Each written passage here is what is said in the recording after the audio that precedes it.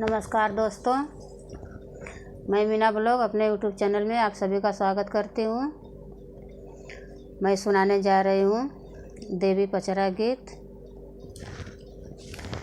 पूर्वही देसावा से अली एक धोबिनिया हो, धोवई हो लगली ना, हो धोवई हो लगली ना।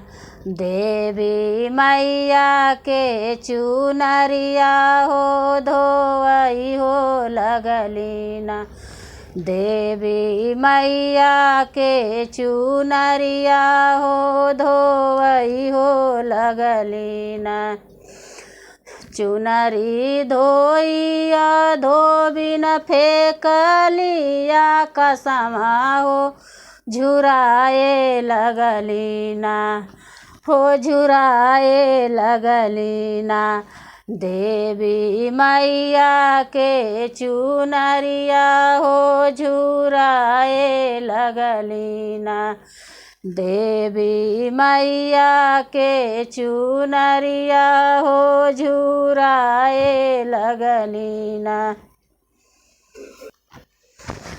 चुनरी धोइया धोबिन डालिया कसमा हो, झुराए लगल ना।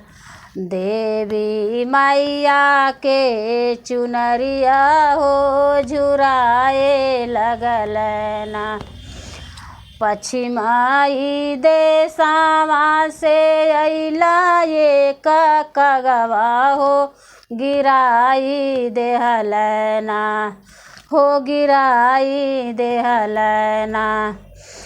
कागा मैया के चुनरिया हो, गिराई देहल ना। तोहा के खियबे कागा दूध भात कटोरिया हो, झुराए देता ना।